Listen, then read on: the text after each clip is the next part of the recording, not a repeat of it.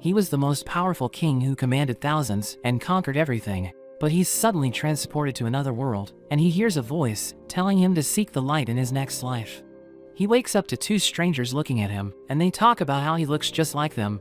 They call him Arthur, and he realizes he's been reincarnated into another world. He can't believe he was turned into a baby, and he soils himself, but he notes that his parents take good care of him. He finds his body like a prison, since he can't move the way he wants, and he wishes it was all a dream. But he soon realizes this world is different, as his father Reynold uses magic and smashes a boulder. But a fragment hits him, so his wife Alice heals him with her spell, and Arthur notes that their powers didn't exist in his old world. Reynold goes on a hunt with his friends, and a boar charges at him, but he takes it head on, and he easily defeats it. He returns home, and goes to hug his wife, but he realizes that his hands are dirty. Arthur thinks it's a dangerous world, since everyone's allowed to use weapons, so he's determined to get stronger as soon as possible. Alice asks Reynold if he's okay, so he tells her not to worry, because he just finished an easy job, and she tells Arthur it's time to nap. He's frustrated because he can't do what he wants, but he thinks his peaceful life isn't so bad. He recalls how he used to deal with assassins in his world, so he wasn't able to sleep when he wanted to. After a few days, Arthur's parents watch him as he learns how to crawl, and he sees himself in the mirror. They think he looks cute, but he still isn't used to being treated like a baby, and he comes up with a plan to get stronger. Alice kisses him and leaves him in his crib, but he manages to escape and slowly makes his way to the library while she's busy washing the dishes. He reads a book about the world he lives in and learns that he's on the Dicathan continent, which contains 3 kingdoms. The Darf Kingdom is an underground nation of dwarves, while the Elenor Kingdom is home to the forest elves. The humans live in the Sapin Kingdom, which has the highest population, and Arthur realizes that it's ruled by a king. But unlike in his old world, the throne is inherited and not seized. He takes a book about magic and realizes that the world's technology is primitive because the people are focused on developing their magic. We learn that mana is their source of power, and the ability to control it mostly comes down to genetics, but only 1% of the population can use it. He reads about the 2 applications of mana, which are known as augmenting and conjuring. Augmenters use their mana to enhance their physical abilities, while conjurers project it to cast spells. He learns about the mana cores, which allow people to control their mana, and they usually develop when a person reaches puberty. But he learns that he can create a mana core by channeling his mana into a single point in his body, and he realizes it's similar to Ki, which was his source of power during his past life. He tries to use his knowledge of Ki to create his mana core, but Alice suddenly grabs him, telling him he shouldn't make her worry, and she takes him back to his crib. After 2 years, we see Alice writing about her experience with Arthur, but she wonders why she has never seen him smile. She sees him training with Reynold, who teaches him how to wield a sword, but she gets upset, thinking Arthur is still too young. Alice heads to the town with Arthur, who looks at the items for sale, realizing most of them don't exist in the world he lived in. He watches a man use fire magic, and when they return home, he notes that he's enjoying his new life, because his parents are always looking after him. We learn that during his previous life, he was raised as an orphan, so he never knew what it was like to be loved by his parents. Alice tells him she enjoys every moment she spends with him, telling him he's just like his father. So she thinks he'll also become an adventurer when he grows up, but she wants him to live a peaceful life. He watches Reynold as he uses his mana to launch rocks into the air, and he thinks he was able to impress Arthur, but he notes that it'd be faster if he just picked them up. Alice tells him it's time for his nap, but he wants to read instead, and he uses his cuteness to convince her to let him do it. She leaves him in the library, and he works on creating his mana core. He focuses all of his mana into a single point in his body, but there's suddenly an explosion, and Reynold shields Alice with his body. He asks her if she's okay, but she mentions that Arthur is inside, so they rush to find him, but they realize he awakened his powers, and they can't believe it, because he's only 2 years old. He thinks he has made the first step to becoming stronger, but the roof suddenly collapses, and he's about to be crushed.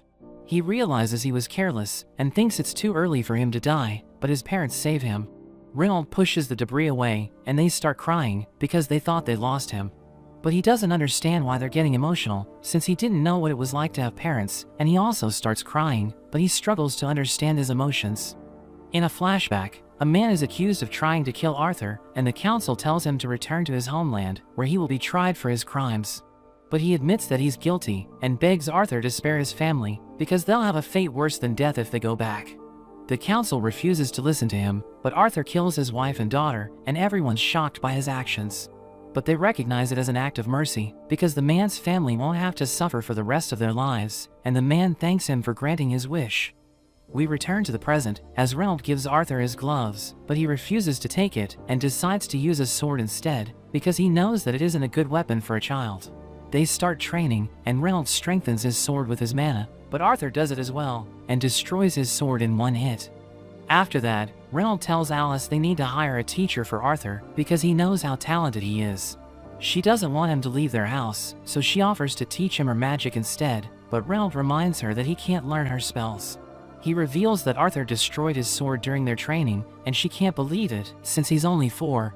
But she still refuses to let him leave their house, and they start arguing, but he mentions that they can go with him. They think it's a great idea, because they can hear everyone praise his talents, and they're excited to leave their house. They meet a group of adventurers, and one of them notes that Arthur has met them before, but thinks he doesn't remember them. But he knows that they're the Twin Horns party, and his parents used to work with them. The man introduces himself as Adam, and a girl hugs him, telling him to call her Angela. Another man puts him down and introduces himself as Durden, but he notices a girl watching him, so they tell him her name is Jasmine, and their archer introduces herself as Helen. They begin their journey, and Alice tells Arthur to enjoy his first trip, but he notes that their transport is primitive because he's used to traveling in battleships during his past life. He knows that their destination is Zyra's city, and he's looking forward to seeing it, but they have a stopover, and they suddenly get attacked by a pack of wolves. But the party fights them off, and Arthur is impressed by their moves. They eat the wolves for dinner, and Reynold tells Arthur to eat as much as he wants. He thinks he can't be picky, since they're traveling, but he realizes that Alice has no appetite. She tells him she's full, but he realizes she only had a bite. She sees that Reynold is injured, so she decides to heal him, and the others keep watch, because they don't want anyone to find out about her powers. We learn that she's a special kind of mage called an emitter, but she needs to keep it a secret, because people might take advantage of her if they learn about it. Adam asks Reynold if he can borrow Arthur, because he wants to play with him, but he takes out his weapon, so Arthur realizes that he wants to fight, and sees that nobody's trying to stop him. He uses his mana to strengthen his weapon, and Arthur thinks he won't hold back, so he prepares to fight, and also uses a skill to boost his speed. He charges in, and Adam prepares to attack him, but he suddenly disappears, and gets behind him. Everyone's impressed by his speed, but he suddenly loses his footing, because he still isn't used to fighting in his body. Adam blows him away, but Angela uses her wind magic to help him land safely. Everyone wonders why Adam didn't hold back, so he explains that it's because Arthur is a monster, wondering what kind of training he's been through. Jasmine wonders how he was able to improve his speed, and asks him to teach her the skill he used. He realizes she's the type of person who will stop at nothing to achieve her goal, so he ends up agreeing to teach her. They continue their journey, and everyone trains Arthur to become an adventurer. He shows his skill to Jasmine, and uses it to run with incredible speed, but she easily catches up to him. On his birthday, Jasmine gives him a knife, so he realizes that she has opened up to him, and everyone notes how she's acting different than her usual self. They prepare to move out, but Arthur realizes Alice is acting strange, so he asks her what's wrong, but she tells him she's okay. As they continue on, they suddenly get attacked by bandits, and their leader notes that he'll take the women and children so that he can sell them for money. He orders his men to attack, so they charge in, and Arthur's companions try to fight them off, but there are too many of them. Reynold crashes into Arthur's carriage, and Alice rushes to heal him, but he tells her she can't let the bandits learn about her power. He tells Arthur to help her escape, but he explains that he's strong enough to defeat the bandits, so he wants to join the fight. But Reynold reveals that Alice is pregnant, and Arthur realizes it's the reason why she's been acting strange. Reynold tells him he's about to become a big brother, so he needs to use his powers to protect her. He runs away with her, and the bandit leader orders his men to stop them, but Reynold charges at him. He tells Reynold he isn't strong enough to defeat him, but he goes all out and starts to push him back. There are bandits that are in Arthur's way, but his companions clear a path for him, telling him to escape with his mother. He recalls that he has killed countless people, so he doesn't value the lives of others. But a mage suddenly casts a wind spell, and he pushes his mother out of the way, and he gets hit instead. But he throws his knife at the mage, and it wraps around his leg, causing him to fall. Everyone realizes Arthur is in trouble, so Angela and Durden try to save him with their magic. He notes that he feels strange, because he's about to fall to his death, but his heart feels full. He thinks the man who begged him to spare his family felt the same way, and realizes that his parents cried when they saved him, because they were willing to risk their lives to protect him. But he knows that they'll also cry if he dies, and notes that he was looking forward to becoming a big brother. He later wakes up in the middle of the woods, realizing he was able to survive, but the ground suddenly starts shaking, and a dark creature appears, calling him by his name. He tries to attack it, but it flicks him away, telling him he still has a long way to go. She introduces herself as Sylvia, and tells him she's his ally, but he isn't sure what she means. She gives him some fruit, telling him he needs them to recover, but when he tries to move, he cries as he feels pain. She tells him he's lucky to be alive, and notes that she'll answer his questions after he eats the fruits. So he eats them, and he asks her what happened to his parents. She reveals that they're safe, telling him they already left a few days ago, and he starts crying tears of joy because he thought they didn't make it. After a few more days, we see that Arthur has already recovered, and he wants to go home. But Sylvia tells him he can't just walk away, since they're on the outskirts of the Elshire forest, and it's filled with wild animals and outlaws. She promises to open a dimensional rift to help him return home, but she notes that it'll take time to prepare.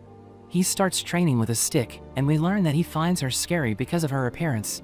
He knows nothing about her, since she isn't telling him anything, but he thinks she's a good person. He activates his mana core, and she's impressed that he can do it at such a young age, but she uses her hand to gather mana, asking him if he knows what she's doing. So he notes that she's using magic and collecting mana at the same time, and she explains that humans can't usually do it because of the way they view mana. He tells her he wants to learn how to do it, but she asks him what he'll do with it, because she knows that he'll attain a new level of power after he learns it. He recalls how the bandits attacked his parents, and tells her he'll destroy everyone who takes away what's precious to him, but she flicks him away. She tells him he failed, so she won't teach him the ability, asking him if he thinks killing people is fun. She notes that her hand can easily tear him apart, but it can also touch him gently, and she asks him which one he prefers. So he tells her he prefers the gentle one, and she notes that she doesn't like violence because it makes people hate each other, telling him she wants him to live a peaceful life. He wonders why she would say that, thinking she must know everything about him, but he knows that it's impossible. She asks him what he'll do once he gets stronger, and he recalls the moments he spent with the twin horns, telling her he'll use his powers to protect everyone. She notes that his answer is perfect, but we see a creature searching for her, and it flies away, leaving a dead dragon behind. In a flashback, Arthur meets a man named Malone, who welcomes him to his office. We learn that Arthur is a king in name only, and the Parliament holds all the power in the country, which is facing a crisis. His role is to act as an agent of war, and Malone praises him for winning countless battles for the country. He wonders what Arthur is doing there, but he suddenly takes his leave. We return to the present, as Sylvia teaches Arthur how to use magic while collecting mana, and he recalls how he used Ki to defeat his opponents in his past life. He manages to use the skill, and realizes he can move while it's active, so she praises him, but she senses something approaching. So she makes him hide under the rubble, and tells him not to make a noise, as he sees the creature who is searching for her. She wonders how he found her, so he reveals that the scent of blood led him there, and tells her to come with him. But she refuses, so he blasts her with an energy ball, and she struggles to defend against it. He threatens to kill her if she continues to resist, but she unleashes her powers, causing her armor to shatter, as she reveals her true form. Arthur realizes she's a dragon, and she attacks the creature with her energy breath.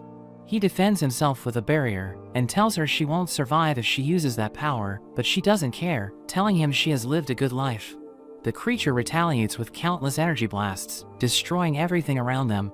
She realizes that Arthur is safe, but the creature charges up another attack, and she realizes she's in trouble, so she uses her powers to stop time. Arthur comes out of the rubble, and she opens a portal for him to escape. She notes that it's connected to a remote place, but she thinks he'll be fine, because he can survive with his new skill. He realizes she's injured, but she gives him an egg, telling him to take care of it and wrap her feather around it. She causes symbols to appear on his arms, and he asks her what they are, but she tells him he'll find out in the future. She mentions that it's time to say goodbye, revealing that she could have sent him home from the beginning, but she didn't want to let him go, because she enjoyed living with him. She tells him she isn't strong enough to protect him, so he needs to escape, and he realizes that the moments he spent with her changed him. He notes that he considers her his family, but she reminds him that he already has a mother, so he decides to call her his grandma, and she cries as she hears it. She thanks him, but tells him it's time to go, so he takes the egg and feather, before escaping through the portal. He tells her to come with him, but she closes the portal, and as time resumes, she's hit by the energy blast, and she falls to the ground. The creature approaches her, but he knows she's still alive, and she suddenly blasts him with her energy breath, causing a massive explosion. Arthur travels through the portal as he hears Sylvia's voice, telling him to remember everything she taught him. He tells her he's sad, and she notes that the world is filled with sadness, so they must change it with a smile.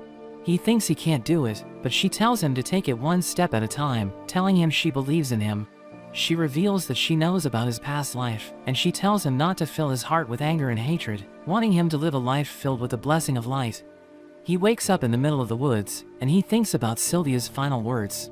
He prepares to continue his journey with the egg she gave him, but he suddenly hears a noise. He enhances his speed to jump around the forest, and sees an elf girl surrounded by bandits. She cries for help, but they tell her no one's coming for her, and they discuss how much they can make by selling her.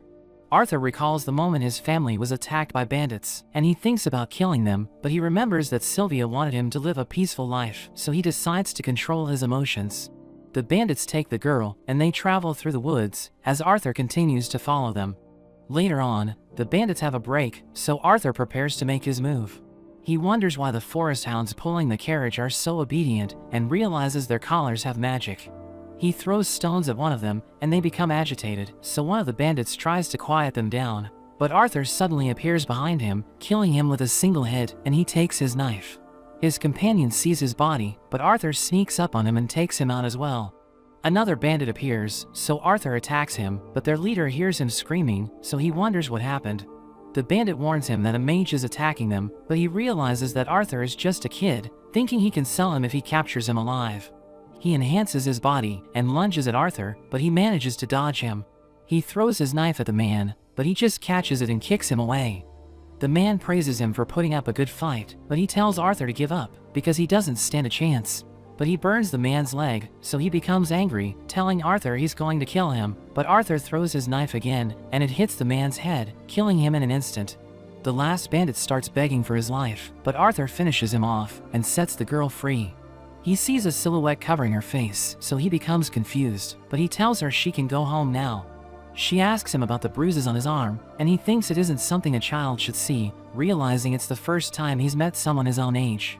He covers the bandits' bodies, telling her she's too young to see what happened, but she reminds him that he's also a kid.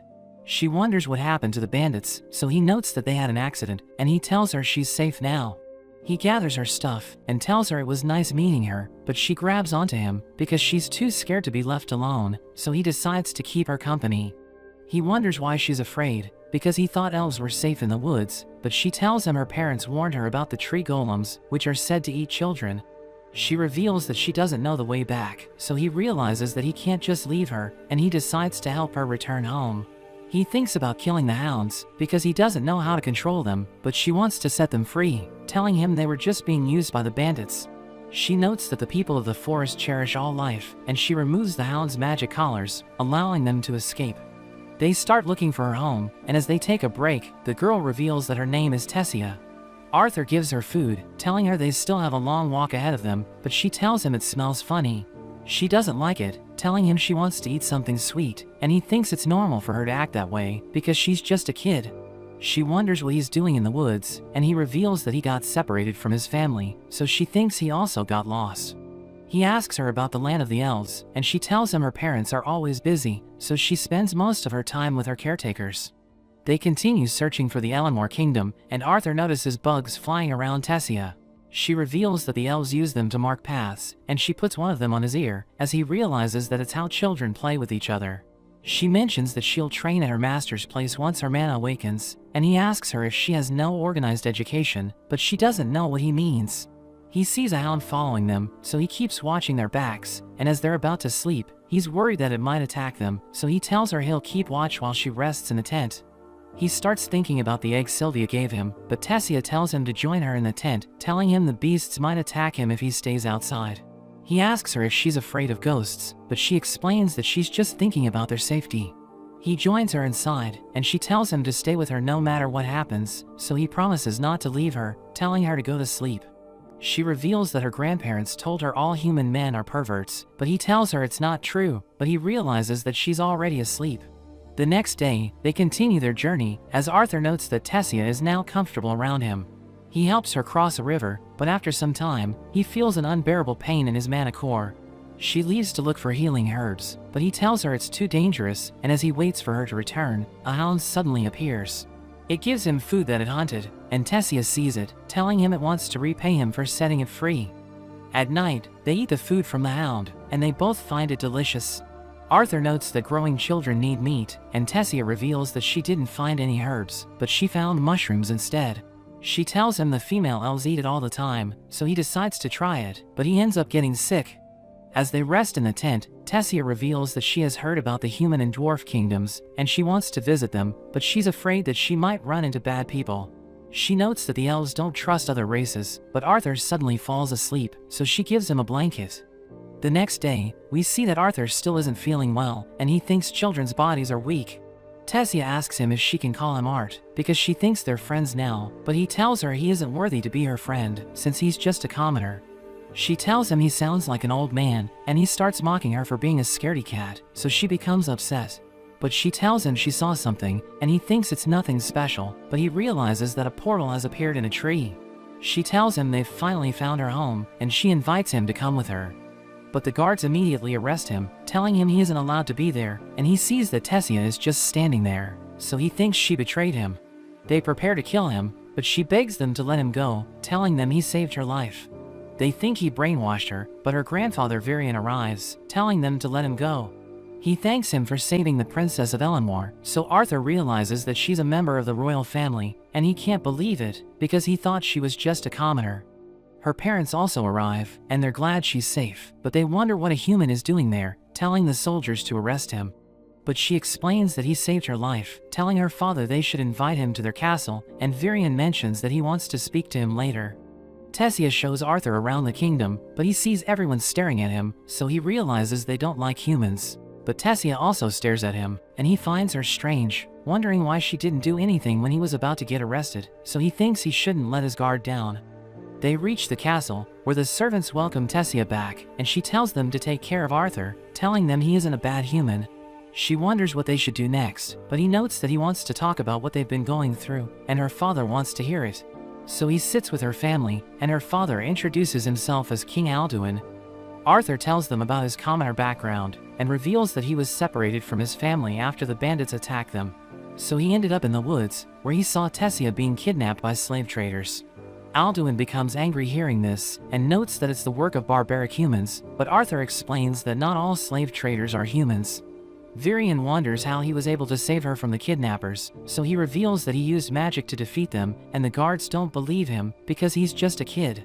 But Tessia mentions that he's telling the truth, and Alduin believes him, but Arthur notes that he needs the elves to send him back to his family as a reward for saving her.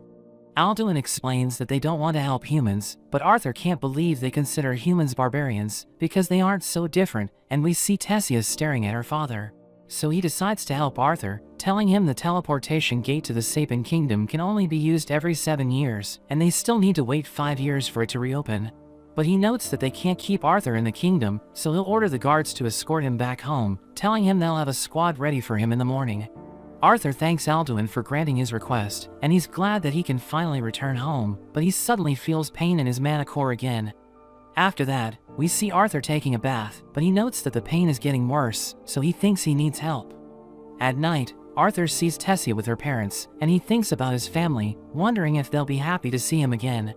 Tessia joins him, and she apologizes for her parents, but he knows that they were just worried about her, telling her she can continue acting like a spoiled princess.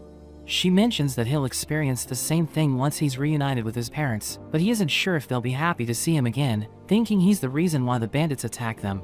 But she grabs onto his face, telling him she's sure his parents miss him, because she already misses him since he's about to leave. They're suddenly surrounded by fireflies, and Tessia mentions how she likes watching them. But Arthur realizes they're under attack, so he protects her, and he charges at the attacker, who turns out to be Varian. Arthur wonders why he attacked them, but he realizes that Varian just threw fireflies, and he reveals that he was just testing him. Varian finds him interesting, so he gives him a wooden sword, and forces Tessia to watch them fight. Arthur charges in, but Varian easily dodges his attacks, and he realizes he's too slow, so he tries to move as fast as he can. Varian breaks his sword, and the tip flies at Tessia, but Arthur manages to stop it. He uses his magic to attack Varian, but it doesn't work, and as he sees Varian's eyes, he remembers the beasts he fought during his past life, thinking he won't survive if he doesn't fight seriously. He gets blown away, but he immediately recovers, and he manages to land a hit. Varian can't believe Arthur was able to touch him, and he wants to continue the fight, but Tessia tells him to stop. He asks Arthur if he wants to become his disciple, but he explains that he needs to leave because he wants his parents to know that he's okay, so Varian notes that he can still contact his parents while he's there. But his mana core suddenly starts hurting again, and Varian realizes that he inherited a beast's will, telling him he'll die if he doesn't become his disciple. We see Arthur as a dark creature comes out of his body, and as it approaches him, he wonders if it's a manifestation of his inner self.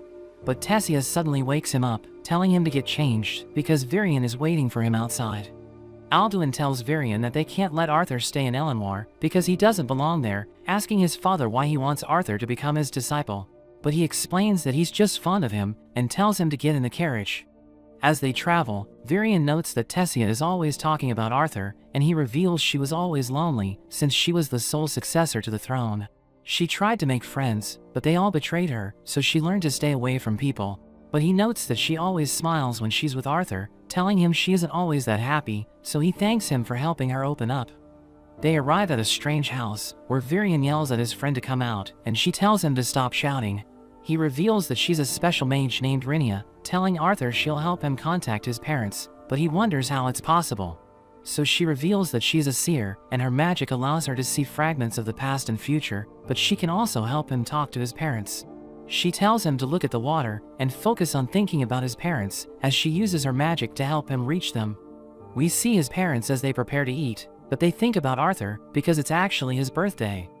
We learn that they fell into despair after they lost him, and Reynold blamed himself for what happened, because he told Arthur to protect his mother. After the incident, they moved to a city, where Reynold got a job, and they found a new place to call home, but they still haven't moved on from what happened. They suddenly hear Arthur's voice, and he tells them he's still alive, but he's in the kingdom of Elenwar, where he's using magic to talk to them. He explains that he can't return yet, because he needs to fix a problem in his body, but he tells them he'll be back as soon as he recovers. He notes that he doesn't know when he'll be able to talk to them again, but he tells them not to worry about him. They're overjoyed to learn that he's still alive, and he starts crying, as he notes that he doesn't want to make them sad again, so he agrees to become Varian's disciple. They return to the castle, where Tessia convinces her father to let Arthur stay, and Varian notes that he'll take responsibility for anything that happens, since Arthur is his disciple. After that, Alduin apologizes for being rude to Arthur, and tells him he's welcome to stay in the castle.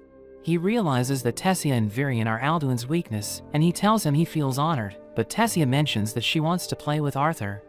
Tessia takes Arthur to the town, where he bumps into a boy named Ferrith, who tells him he doesn't belong there, and the kids start insulting him because he's human.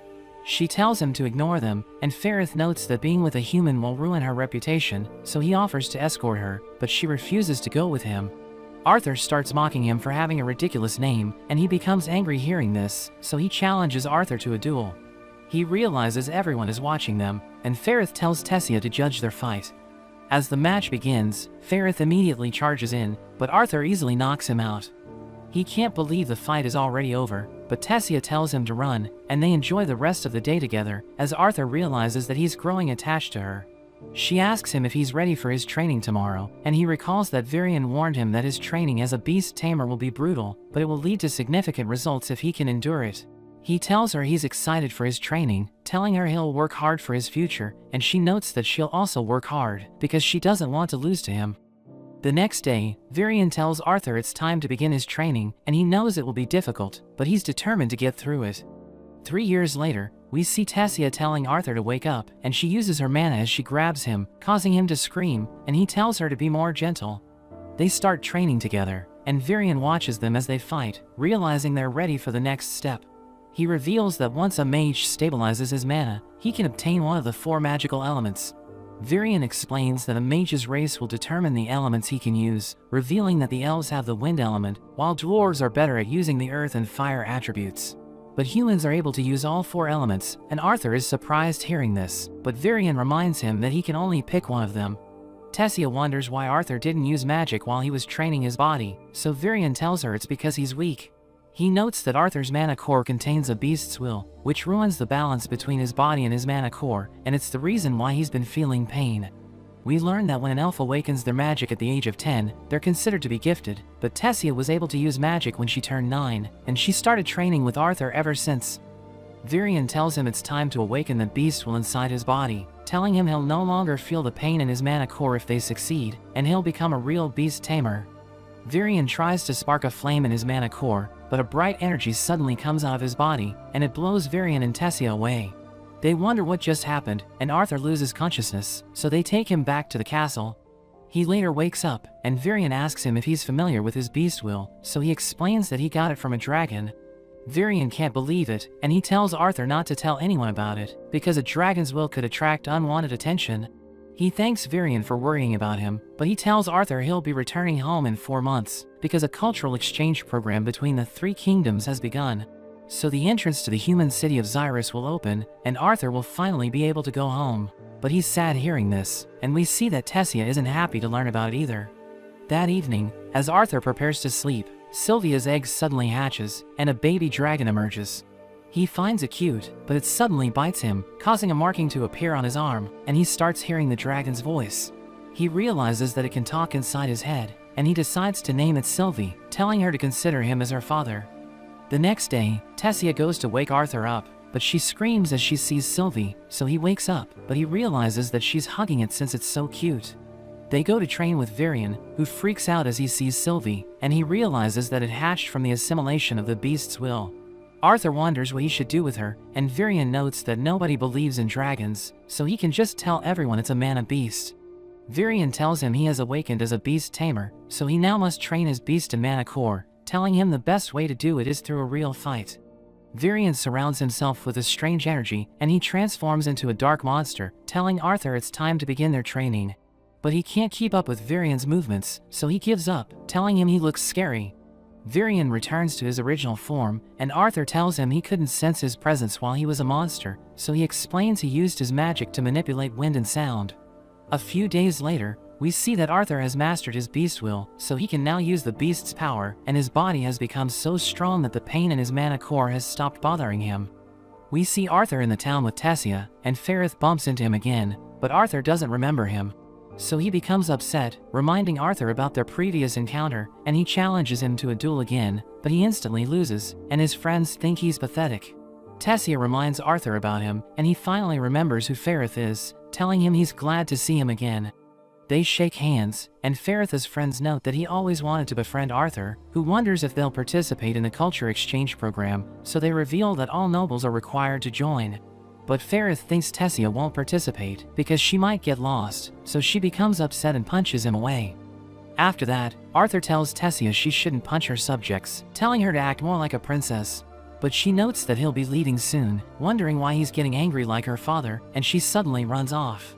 That evening, we see Tessia crying in her room, but Arthur invites her to go to the forest. She decides to go with him, and she notes that they aren't allowed to be there, but he assures her that they'll be fine. They see the hounds they saved, realizing they're doing well, and as Tessia and Arthur rest near a campfire, she tells him she doesn't want him to go, but she suddenly falls asleep. The next day, Arthur prepares to leave, and everyone sees him off, as Virion gives him a compass, telling him he can use it to return to Elenmore. But Virion tells him not to go out at night too often, so Arthur apologizes for going to the forest. As Arthur is about to leave, Tessia suddenly rushes to him, and tells him to take care of himself. So he hugs her, telling her he'll miss her, and she mentions she feels the same way. After that, Arthur arrives in Xyrus City, where he heads to find his parents. His sister Eleanor opens the door, and his parents are surprised to see him, as he mentions that he's finally back. But Eleanor wonders who he is, so Alice mentions he's her big brother. He tells them everything that happened after they got separated, but he decides not to mention Sylvia, because he thinks they might get into trouble if they learn about her. He explains that he found Sylvie in a mana beast's cave, where he saw that its mother was dying, so he decided to adopt it. He asks his father about his job, so he reveals that he now works as a security instructor at the Helstia auction house, and he notes that his mana core reached the dark orange stage 2 years ago. We learn about the colors of mana, which range from black to white, and the brighter colors are considered superior to the darker ones. Arthur knows that Reynold trained to level up his mana core, and he asks Arthur what stage he's in, so he reveals that he's light red. Reynolds can't believe it, realizing Arthur is about to overtake him, and he thinks they should spar in the garden. His boss Vincent Helstia suddenly bursts through the door, asking him about Arthur, so he introduces himself to Vincent's family. Vincent's daughter Lilia finds Sylvie cute, so she asks for Arthur's permission to touch it, and Reynolds mentions that they're about to have a sparring match. They head outside, and Vincent can't believe Arthur's mana core is bright red, because he's only 8, revealing that even the geniuses of the Xyrus Academy barely reach dark red by the age of 11. But Arthur notes that he hasn't been training his mana core properly because he focused on assimilating Sylvia's will. He starts fighting his father, who blocks his attacks, telling him his skills have improved, but he mentions that he'll start fighting seriously. He surrounds his body with flames, as Arthur notes that augmenters can't manipulate the elements around them, so they usually struggle to identify the element that's compatible with them. But after reaching a certain level, they can decide which element they want to use, and those with exceptional talent can control more than one element. Arthur struggles to keep up with his father, so he decides to go all out, and a bright energy covers his fists. He rushes forward, but Reynolds still manages to overpower him, and he gets pushed back. But he recalls that Varian taught him how to go beyond his limit, and lightning suddenly starts coming out of his body, and it sets the ground on fire. Reynolds knows that he's using high-level fire magic, and Arthur controls the water from the fountain to put out the fire, which shocks everyone, realizing he can use 2 elements at the same time. Reynolds tells him he's amazing, but he reveals that he just learned it recently, revealing that he can barely control it. After that, Vincent notes that Arthur has a bright future ahead of him, so he suggests sending him to the Xyrus Academy, which is the most prestigious school in the continent.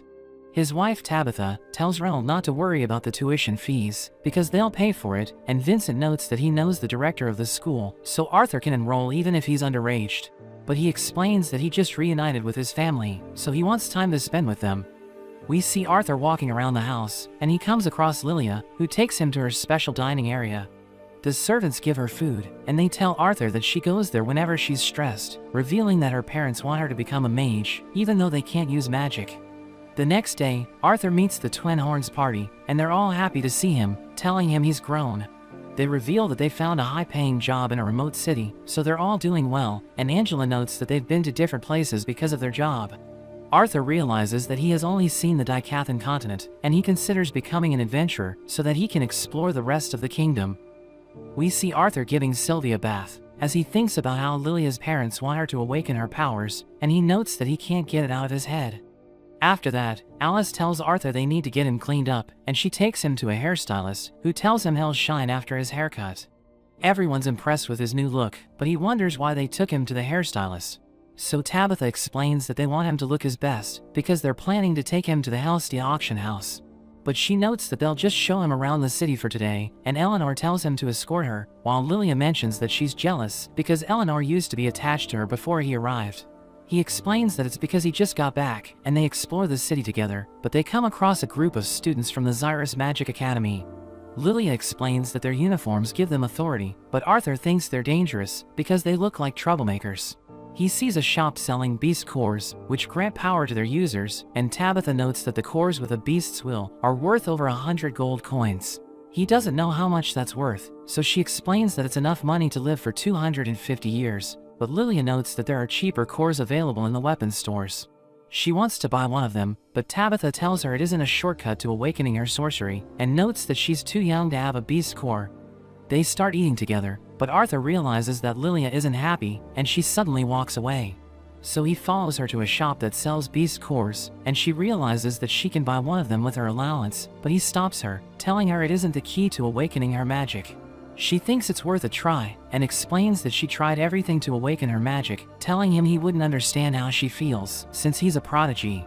He realizes that he's the reason why she feels pressured, so he wants to talk to her, but she tells him to leave her alone, and accidentally bumps into a student from the academy. She immediately apologizes, but he starts bullying her, and the shopkeeper hears the commotion, but he realizes that the students are from the Xyrus Academy, so he decides to leave them alone. Their leader threatens her with his magic, so Arthur prepares to take them on, but Tabitha suddenly arrives, telling them Lilia is the daughter of the Helstias. They know that her family donates to the academy, and the director will scold them if they mess with her, so they decide to walk away. But one of them thinks she's trying to buy her spot in the academy because she has no talent whatsoever. After that, Vincent learns about what happened, and Lilia apologizes for getting into trouble, but he tells her not to worry, because it won't be a problem after Arthur joins the academy. She thinks her father wants to send him in her place, because she still can't use magic, and Tabitha tells her to calm down, but she tells them that she hates them. She heads to her room, where she wonders when her magic will awaken, and she thinks her parents are donating to the academy, because they want to secure a spot for her. Arthur suddenly visits her, telling her he never wanted to take her spot, but she reveals that she's jealous, because he stole her father's attention. She thinks it's her fault for not awakening her magic, thinking her parents must be tired of her, and he understands how she feels. He grabs her face, and tells her everyone knows how hard she's trying, but her father is fond of him, because he's just like Eleanor, who's attached to him since she just met him.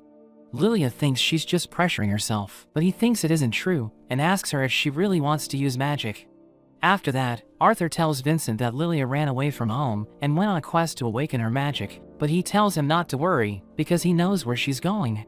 He gives Vincent a letter, and he realizes that she left because she thinks she's a burden to them, but she promises to become a sorcerer in the future. He thinks he screwed up, because he pressured her to become a sorcerer so that she would have a good future, but he notes that he still loves her even if she can't use magic. She suddenly appears, and she apologizes for lying to him, but Arthur reveals that he was the one who planned everything, because he wanted to test her parents. Vincent realizes that he was insensitive, and he tells Lilia she doesn't need to attend the academy, promising to make her happy even if she doesn't become a sorcerer. But she notes that she wants to go to the academy, so that she can become a sorcerer who makes everyone happy. Arthur decides to awaken her mana, and he makes her sit with Eleanor, but Tabitha isn't sure if his plan will work. He tells them to take deep breaths and close their eyes, and Eleanor mentions that she saw lights for a moment, but he tells her they disappeared, because she let her breathing get disrupted. Lilia notes that she can't see anything, but he tells her to relax, and he puts his hands on their backs. She starts to see lights, and her parents are glad that she has awakened her magic, realizing Arthur's plan worked. After that, everyone celebrates Lilia's awakening, and her maid tells her to eat as much as she wants. Arthur notes that it might take 2 to 3 years for her power to stabilize, telling her it will take a lot of work, so he wants her to train every day. Arthur heads to the Helstia auction house, where we see that Reynold is the head of security, and he orders the guards to stay alert. The host begins the auction, and reveals that the royal family is in the building, so everyone cheers for them, as Arthur realizes that they love the King Glader. The first item is an elemental weapon, which can immobilize its target, and it sells for over 50 gold, but Arthur realizes that Sylvie is missing, so he leaves to look for her. Vincent announces that the next item is a world lion cub, and he notes that it will become an A-class mana beast when it grows up. The bidding begins at 100 gold, and the nobles raise it to 450, but Prince Curtis tells his father that he wants it. So Glader puts a bid of 1,000 gold, which surprises everyone, and Vincent congratulates him on his purchase. We see Sylvie walking around the building when she comes across a mage named Sebastian, who tells her to go with him, but Arthur suddenly arrives and recognizes him as a royal conjurer. He asks Sebastian to return her, because she's his partner, but he seems to be interested in her, because he knows that she's a unique mana beast. Sylvie returns to Arthur, and he prepares to leave, but Sebastian tells him to leave her behind, because he wants to keep her as his mana beast. He notes that he can unlock her full potential, and he threatens Arthur with his flames, but he doesn't care, and prepares to walk away. But Sebastian mentions that he's a conjurer of the royal family, so he can punish Arthur's family if he doesn't cooperate. He becomes angry hearing this, and everyone in the building senses his overwhelming bloodlust, so they start to panic, and Glader orders his guards to stay alert. Sebastian freaks out, but Arthur realizes that he's screwed up, because he let his emotions get the better of him. Glader knows that Reynold is the head of security, and he admits that he wasn't able to catch the intruder, so Glader wants to punish him. Sebastian tells him to have mercy, because no one was hurt during the incident, but he mentions that he's interested in Sylvie. Glader notes that he has served the royal family for a long time, and he wants to reward him for his loyalty, telling Reynold he'll be forgiven if he lets Sebastian have Sylvie. But he explains that he's in no position to give her away, because Arthur found her himself, so Glader asks him to give her to Sebastian. But he refuses to do it, and notes that he can never replace her, so Glader offers to give him the World Lion Cub in exchange, thinking it's a fair trade. But Arthur notes that Sylvie isn't for sale, and Glader once again asks him to part with her. But he asks him if he could sell his own children, telling him he can't accept the answer because of his pride, and Sebastian is upset hearing this, so he orders the guards to attack. But Arthur easily takes them down, and Sebastian can't believe they're no match for him, but he wants to get Sylvie at all costs. He summons his flames to attack, but time suddenly freezes, and Sebastian wonders what's happening. He realizes that Arthur stopped time, and he tells Sebastian his spells won't work, so he starts to panic, telling him he can't defeat a royal conjurer. But he breaks Sebastian's leg, so he screams in pain, and Arthur explains that nobody can hear him. He starts begging for mercy, but time suddenly resumes, as Arthur reaches his limit. He later wakes up, and realizes he went overboard, since he still hasn't mastered his ability to stop time. Alice joins him, and he asks her what happened after he passed out, so she reveals that she used her powers to heal him. She takes him to the market, where she buys a clip for Eleanor, telling him to give it to her. She asks him if he wants to buy anything, but he's worried about their financial status, because he thinks Reynold lost his job. But she notes that she also has a job, and they go shopping together, as he helps her carry her things. Arthur returns home, but he sees Reynold arguing with a man, who apologizes for what happened. He gives them a bag of coins, and reveals that it's from Glader, telling them to accept it as a show of good faith for the incident.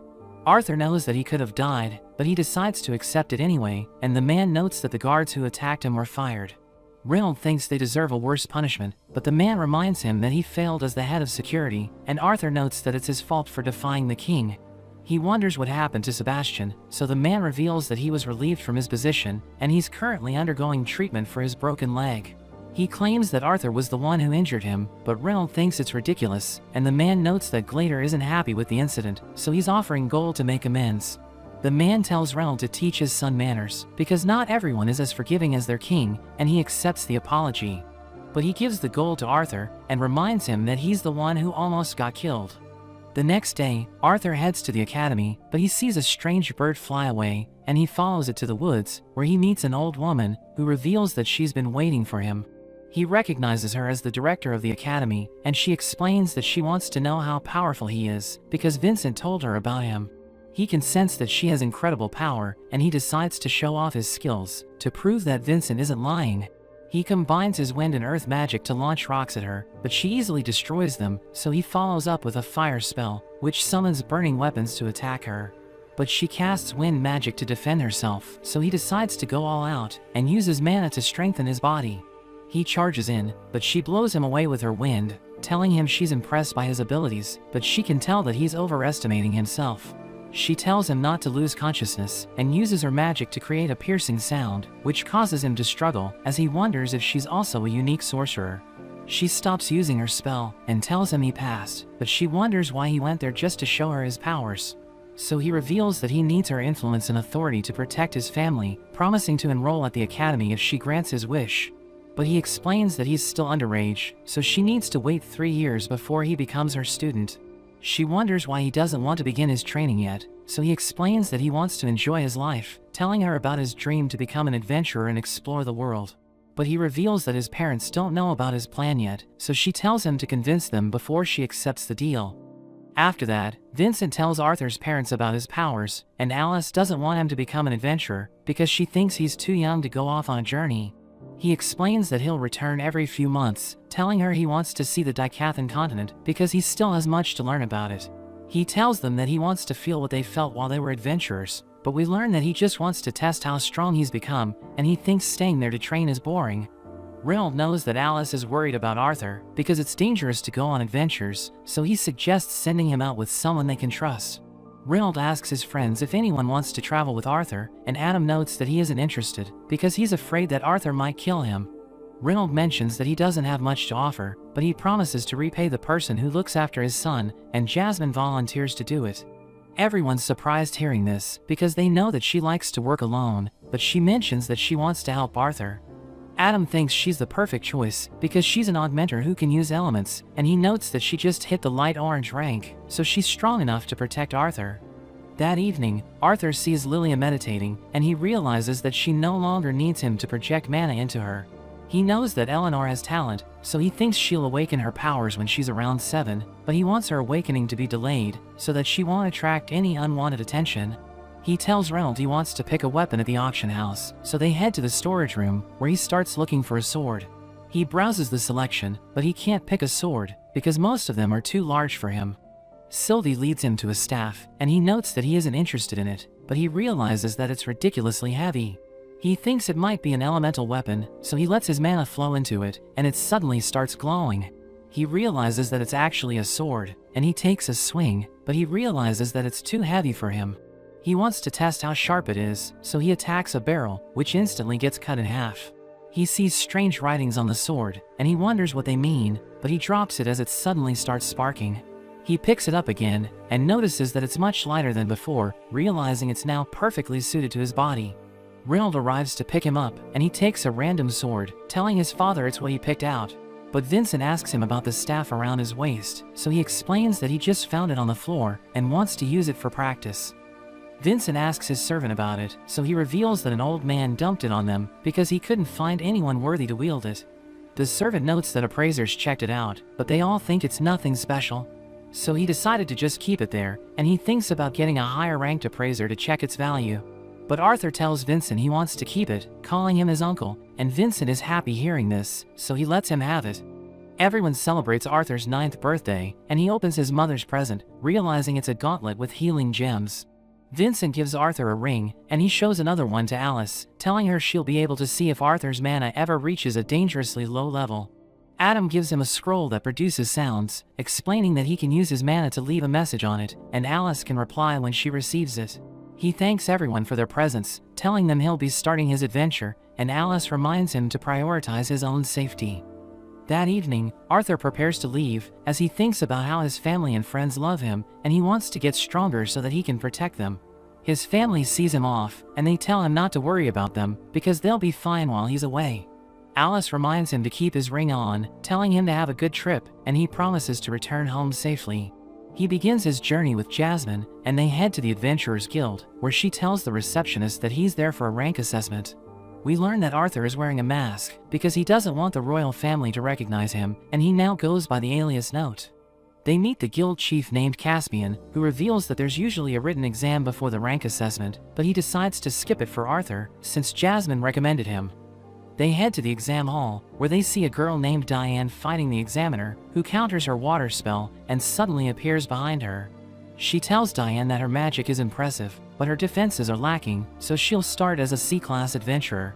Jasmine notes that she shows promise because she was able to reach C-class at such a young age, and an official introduces the next candidate, Elijah.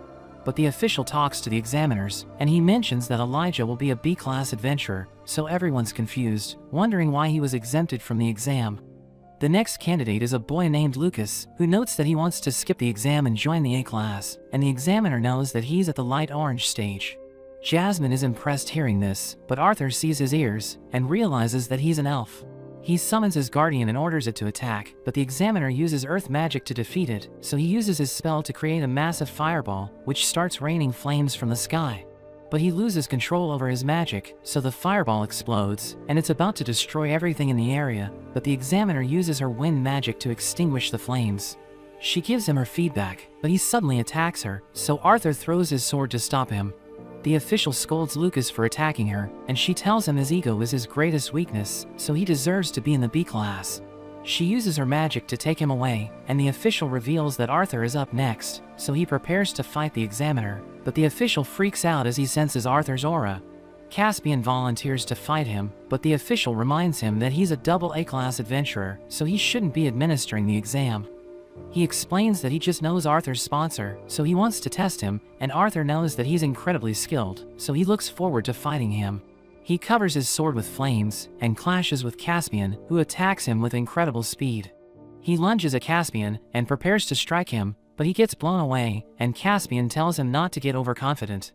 After that, the receptionist tells Arthur that he's now a B-class adventurer, and the examiners discuss how they named multiple B-class adventurers in a single day. But Caspian reminds them how the Xyrus city just welcomed elves and dwarves as adventurers, and reveals that Lucas is a half-elf, while Elijah is human, but he was raised in the Dwarven Kingdom. We learn that he was sent there as the first representative of the dwarves, and he was allowed to skip the exam because he had a guarantor, who even Caspian couldn't overrule. He mentions that they know nothing about Arthur, but his guarantor belongs to the Flamesworth family, which is known for producing the best fire mages in the kingdom. Caspian notes that he was impressed by Arthur's sword skills, and thinks he'll become a formidable swordsman in the future, but he still has a long way to go. We return to Arthur, as he realizes that he hasn't been training like he did during his past life, because he has become accustomed to the powers he was born with. He bumps into Elijah, who recalls that he was the one who saved the examiner, and Lucas wonders why they aren't talking to him, because he's also a B-class adventurer. Arthur explains that they don't like him because he broke the rules, so he grabs onto Arthur, telling him they aren't on the same level. But he realizes that everyone's watching them, so he decides to walk away. After that, Jasmine takes Arthur to a beast pasture and reveals that it has already been explored, so it's the perfect place for newbies to train and collect materials. But they suddenly see massive explosions in the forest, and a giant boar appears, eating the adventurers in the area. Jasmine wonders what it's doing there, because it isn't native to the area, and they realize that it escaped from a caravan. It charges towards them, so they jump away, and Jasmine attacks it with her knives. But it immediately recovers, and she dodges its attack, but she's about to fall to the ground. So Arthur saves her, and she realizes that the boar is preparing to attack a group of newbies, so she jumps in to protect them. It rushes forward, but Arthur waits for the right moment and attacks it from the side, and he defeats it with his flames. At night, Jasmine reveals that she became an adventurer to get away from her family because they taught her that fire is the strongest element. But she has no talent for fire magic, so they labeled her as a failure, and Arthur tells her it isn't true because all of the elements are equal. She laughs at him since he's so worked up, and he realizes that he got angry because he was also called a failure in his past life. She reveals that the twin horns changed her life because they scolded her for always acting alone and taught her to trust in people. She wonders if he's also met people who have changed his life, and he isn't sure if he can change, but he remembers everyone that he's met, thinking he needs to change so that he can protect them. We see Tessia watching him, wondering why he's traveling with a woman, and Virion thinks she's jealous that he's taking on a new challenge, so he tells her to work on improving her magic. After 2 years, we see that everyone's talking about Arthur, and they all recognize him as an overpowered adventurer. He's now known as the Masked Swordsman, but Jasmine tells him it's time to go, and he knows that he still needs to continue to get stronger. But that's where this video ends. Remember to like and subscribe to the channel. Thanks for watching, and I'll see you next time.